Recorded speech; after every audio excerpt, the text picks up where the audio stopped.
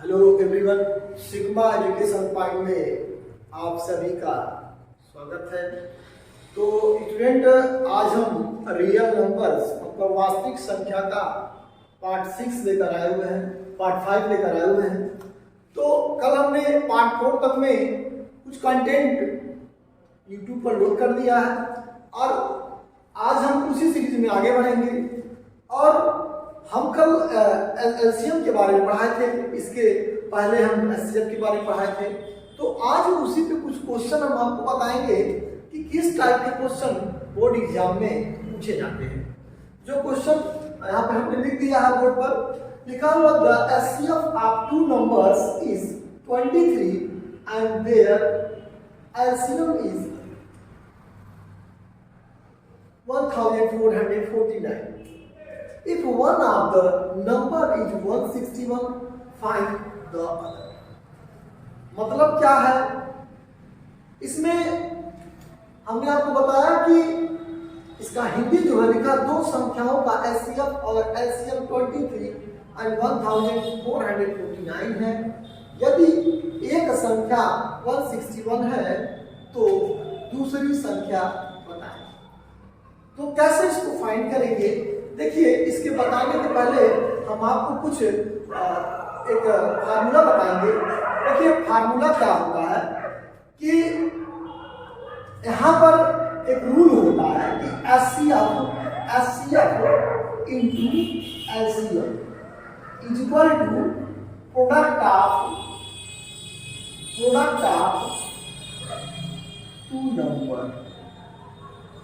Numbers.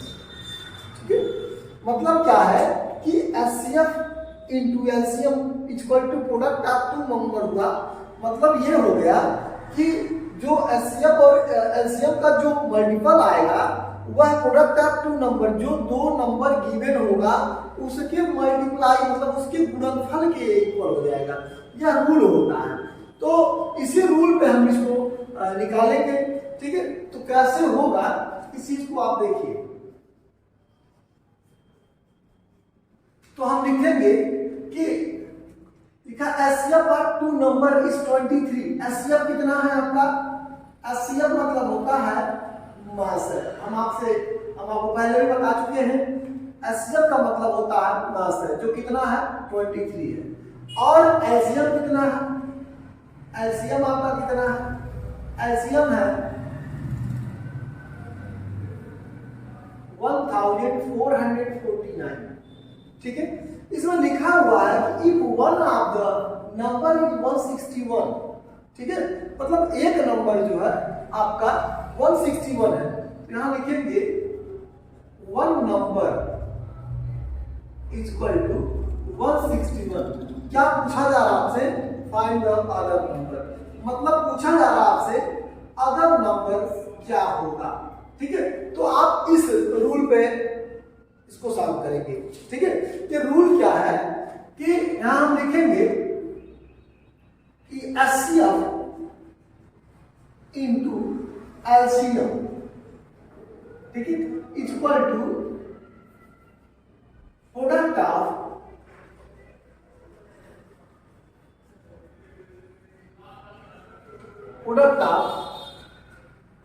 To number. ठीक है, तो एचसीएफ का मतलब होता है क्या होगा? मास। क्या होगा? मास। और एलसीएम का मतलब क्या हुआ? इसका मतलब हुआ लसर। क्या मतलब है इसका? लसर। अब देखिए, लिखा प्रोडक्ट ऑफ टू नंबर मतलब दोनों संख्याओं का गुणनफल। दोनों संख्याओं का देखिए ध्यान से, यहां पे लिखा हुआ है कि मासा गुणे लासा इक्वल टू दोनों संख्याओं का गुणनफल। मतलब क्या है? ध्यान दीजिएगा, मासा क्या आपका 23 है और लासा क्या है 1449 है। ठीक है, अब लिखा है दोनों संख्याओं का गुणनफल। तो अब दोनों संख्या क्या है कि एक संख्या तो आपका मिल जाएगा 161। ठीक है, और सेकेंड नंबर जो है यहां आप लिख सकते हैं इनटू अदर नंबर, या फिर आप अदर नंबर को कंसीडर कर सकते हैं, कोई संख्या सपोज कर सकते हैं, कोई x या y के फॉर्म में यहाँ पे लिख सकते हैं, उसके बाद इसका डिवाइड कर देंगे तो भी हो सकता है, या फिर आप अदर नंबर लिख करके इसको सॉल्व कर सकते हैं। तो यहाँ लिखेंगे therefore other number is equal to 23 into 1449 upon 161। ठीक है, तो हम क्या करेंगे, 7 से, ये 7 से हम दोनों को डिवाइड कर देंगे। तो जब 7 से डिवाइड करेंगे तो हो जाएगा ये, यहां पर हम डिवाइड करके आपको दिखा देते हैं कि 7 2 जा 14 हो गया, 2 आया, 7 3 जा 21 हो गया। ठीक है, तो ये आपका 23 टाइम में कैंसिल आउट हो जाता है। इसको भी आप 7 से डिवाइड करेंगे, इसको भी जब आप 7 से डिवाइड करेंगे तो 7 2 जा 14 होगा, फिर 4 होगा, फिर यहाँ 0 नोट हो जाता है और यहाँ पे फिर हो जाएगा, तो 7 7 जा 49 हो गया। ठीक है, ये भी कैंसिल आउट हो गया, तो यहाँ हो गया आपका 207। ठीक है, अच्छा अब क्या होगा, यहाँ पे आप देख रहे हैं 23 और 23 फिर मिल जाएगा आपको, फिर आपके कैंसिल आउट कर देंगे। तो यहाँ होगा आपका other number is equal to कितना हो जाएगा, 207। ठीक है, अगर आपको इसको चेक करना हो कि यह नंबर करेक्ट है, मतलब जो आपका आंसर आया है या करेक्ट है या इनकरेक्ट है, तो आपको कुछ करने की जरूरत नहीं है। आप इन दोनों नंबर का मल्टीप्लाई कर लेंगे, मतलब एचसीएफ इंटू एलसीएम का मल्टीप्लाई कर लेंगे, और जो नंबर, एक नंबर तो गिवन है 161 और अदर नंबर जो हम लाए हैं 207, इसका भी मल्टीप्लाई कर लेंगे। तो अगर दोनों का लेफ्ट हैंड राइट हैंड के इक्वल आ जाएगा तो आप समझ लेना कि आपका आंसर सही है। ठीक है, तो फिर अगर सपोज करें कि इस क्वेश्चन में थोड़ी चेंजिंग कर दिया तो कैसे इसको आप सॉल्व करेंगे। देखिए, अगर इसमें लिखा है ना कि दो संख्याओं का एचसीएफ और एलसीएम 23 और 449 है, अगर मान लीजिए इसमें ये दो संख्या दे दिया कि कोई दो संख्या, सपोज करिए यहाँ एचसीएफ और एलसीएम की जगह दो संख्या दे दिया कोई, और एक एलसीएम दिया, एचसीएफ फाइंड करना हो तो एचसीएफ इक्वल टू ये अपान हो जाता है, ये चीजें सीधे रोटेट कर जाएंगी डिवीजन की तरफ। ठीक है, सेम प्रोसेस है।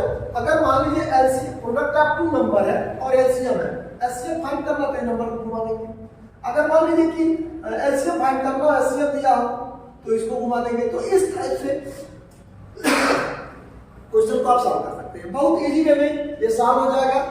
ठीक है, तो देखिए अब उसी में इस टाइप के भी कुछ क्वेश्चन आते हैं। लिखा हुआ है classify the following numbers as rational और इरेशनल। मतलब क्या है कि नीचे लिखे हुए नंबर्स के बारे में बताना है कि यह रेशनल है, मतलब परिमेय है या अपरिमेय है, इसी को वर्गीकृत करना है, इसको बताना है। ठीक है, तो कैसे हम बताएंगे, इसके पहले जब हम इस चैप्टर को पढ़ा रहे थे तो पार्ट 1 में हमने इसके बारे में बताया है कि रेशनल नंबर्स क्या होते हैं और इरेशनल नंबर्स क्या होते हैं। हम बताए हैं कि रेशनल नंबर दो टाइप का होता है। ठीक है, एक होता है टर्मिनेटिंग डेसिमल नंबर और दूसरा होता है non terminating and recurring number. ठीक है, मतलब टर्मिनेटिंग मतलब होता है 7 दशमलव संख्या जो कुछ देर बाद या 2-4 नंबरों के बाद दशमलव में आने के बाद वो टर्मिनेट हो जाती है, मतलब कंप्लीट डिवाइड हो जाती है। और कुछ ऐसे नंबर होते हैं जो डिवाइड ही नहीं होते हैं, उसे हम बोलते हैं नॉन टर्मिनेटिंग नंबर, मतलब होता है अशांत आवर्ती दशमलव संख्या, उसको हम हिंदी में बोलते हैं। ठीक है, और उसी में हम इरेशनल नंबर के बारे में बताए थे कि इरेशनल नंबर क्या होता। हमने कहा था कि कोई भी अगर अभाज्य संख्या कभी भी रूट्स में अगर वो मिलती है तो वो अभाज्य, वह संख्या इरेशनल नंबर होगी, मतलब अपरिमेय संख्या होगी। ठीक है, तो एक ये हो गया। दूसरी चीज ये होगी इसमें कि अगर जो नंबर नॉन टर्मिनेटिंग भी हो और नॉन रिपीटिंग भी हो तो वह नंबर जो होता है इरेशनल नंबर होता है। ठीक है, अब जैसे मान लीजिए कि यहाँ पे हम आपको पता है कि 22/7 लिखा हुआ है, तो 22/7 जो है ये क्या होगा, तो आइए हम इस पर चर्चा करेंगे कि कैसे यह क्या कैसे बताएं और क्यों यह रेशनल है, क्यों इरेशनल है। ठीक है, तो यहाँ पे लिखा है 22/7। तो अब देखिए 22/7 रेशनल का डिफिनीशन होता है। डिफिनीशन क्या है? When number written by p upon q form is called the rational number. मतलब जब किसी भी संख्या को हम p बटे q के रूप में लिख सके और q is not equal to 0, q 0 ना हो, तो ऐसे नंबर, ऐसे सभी नंबर एक रेशनल नंबर मतलब परिमेय संख्या कहलाते हैं। ठीक है, तो अब इसमें देखिए लिखा हुआ है यहाँ पे 22/7। तो यहाँ पे आप देख रहे हैं कि जो न्यूमरेटर है 22 है और जो डिनोमिनेटर है वो क्या है 7 है। तो 7 है मतलब 0 तो नहीं है, तो जब 0 नहीं है तो ये कौन सा नंबर होगा? रेशनल नंबर होगा। ठीक है, पहला वाला पॉइंट कौन सा होगा? रेशनल नंबर होगा। दूसरे वाले की बात करते हैं। दूसरे में लिखा है 3.1416। देखिए यह नंबर जो है कहीं पे यहाँ आगे डैश नहीं लगा हुआ। अगर डैश लगा होता तो इसका मतलब ये होता कि यह नंबर आगे रिपीट कर रहा है। ठीक है, तो ऐसा कुछ है नहीं इसमें। यह पूरी कंप्लीट जो दशमलव के बाद संख्या फोल्ड हो गई है, इसका मतलब ये हुआ कि कहीं कहीं ये पूरी संख्या कट चुकी है। ठीक है, तो ये हो जाएगा। और ये किसका पॉइंट होता है? यह टर्मिनेटिंग डेसिमल नंबर है, मतलब रेशनल नंबर है। ठीक है, टर्मिनेटिंग डेसिमल नंबर जो होता है मतलब जो शांत दशमलव संख्या होती है वह परिमेय संख्या होती है। ठीक है, तो यहाँ से ये भी हो गया आपका रेशनल नंबर। ठीक है, यहाँ पे लिखा हुआ है पाई। पाई को जो है पाई या एक इरेशनल नंबर होता है। ठीक है, पाई एक इरेशनल नंबर होता है। क्यों होता है? क्योंकि इसकी जो वैल्यू होती है वो 3.14 इनफाइनाइट सो ऑन तक होती है। ये वैल्यू कभी कंप्लीट डिवाइड होती ही नहीं है, तो इसलिए इसको हम इरेशनल नंबर में लिखे हैं। ठीक है, अब इसके बाद ये नंबर है आपका चौथा लिखा हो 3।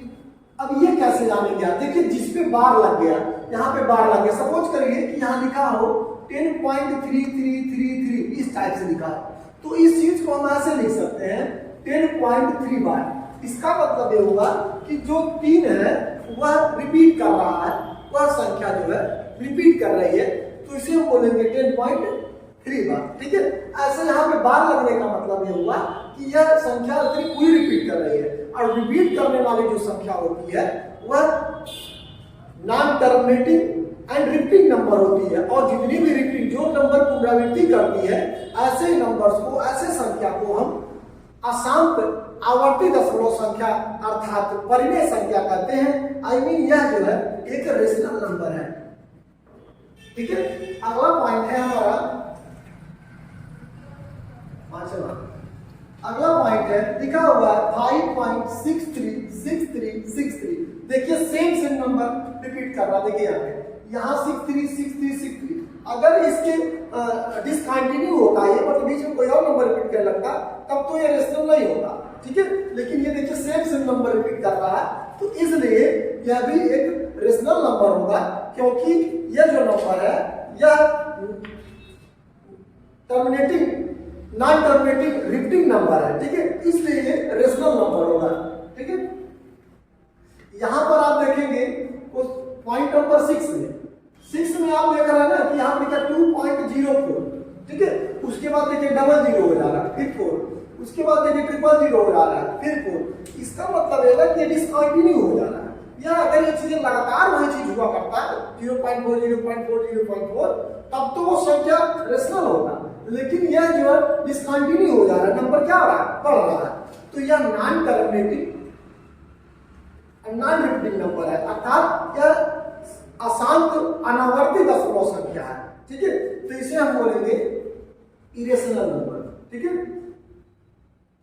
अगला पॉइंट है 7। यहां पे देखिए 1.53 है, फिर 53 है। अब देखिए यहां 35 हो जा रहा है। ठीक है, अब फिर 333 हो जा रहा है। इसका मतलब क्या? ये भी डिसकंटिन्यू हो गया। तो जब ये डिसकंटिन्यू होगा तो भी इरेशनल होगा। ठीक है, तो ये भी आपका इरेशनल नंबर हो गया। अब अगला पॉइंट है, अगला पॉइंट आपका है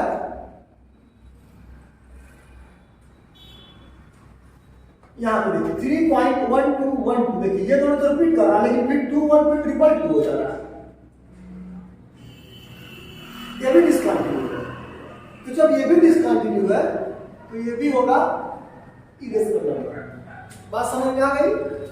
ठीक है, ओके। फिर देखिए अगला पॉइंट है 9 में लिखा हुआ अंडर 21। तो 21 हमने आपसे बताया है कि अगर कोई भी प्राइम नंबर मतलब अभाज्य संख्या अगर कभी रूट में हो तो समझ जाइए कि वह एक इरेशनल नंबर होता है। तो इस टाइप से क्या होगा, ये प्राइम नंबर है, ठीक है। प्राइम नंबर क्या होता है, मतलब अभाज्य संख्या क्या होती है। हम बताए थे आपसे कि जो नंबर 1 से डिविजिबल हो या सेल्फ डिविजिबल होता है उसे हम प्राइम नंबर कहते हैं, मतलब अभाज्य संख्या कहते हैं। तो ये जो नंबर है 21, ठीक है, तो यह एक प्राइम नंबर है, ठीक है। और कंपोजिट 21 2 से 3 से डिविजिबल होगा, 7 से और सेल्फ डिविजिबल होगा, जो जबकि जो 3 और 7 है दोनों प्राइम नंबर है, ठीक है। उसके मल्टीपल भी प्राइम नंबर ही होंगे। तो इसलिए जो प्राइम नंबर में हो, जो प्राइम नंबर होता है वह भी इरेशनल नंबर होता है, ठीक है। यहाँ पे इरेशनल नंबर हो जाएगा। यहाँ हो गया आपका 10th वाले में 3 रूट में लिखा हुआ है, क्यूब रूट है। तो क्यूब रूट का मतलब जो इसका पावर है कितना है, 1/3 होता है। तो 1/3 है तो ये डिफाइन है ही नहीं है, इसको डिफाइन नहीं कर पाएंगे, समझ। तो ये भी क्या है, इरेशनल नंबर है। तो यहाँ भी आप लिख देंगे इरेशनल नंबर, ठीक है। तो इस टाइप से आप पूरी चीजों को समझ सकते हैं और सॉल्व कर सकते हैं। अगर कोई भी प्रॉब्लम आपको आती है रेशनल और इरेशनल बताने में तो आप हमसे पूछ सकते हैं। हमारा कॉन्टेक्ट नंबर यहाँ पे लिखा हुआ है। अगर आप किसी भी प्रकार की सॉल्व करने में दिक्कत आती है तो बेहिचक आप हमारे व्हाट्सएप नंबर पर उसकी फोटो खींच के भेज दें, हम उसका सॉल्यूशन आपको जल्द से जल्द देने की कोशिश करेंगे। तो स्टूडेंट, अगर हमारा वीडियो आपको अच्छा लगा हो, समझ में आया हो, तो इसे लाइक करें, सब्सक्राइब करें और ज्यादा से ज्यादा लोगों को शेयर करें। थैंक यू, धन्यवाद।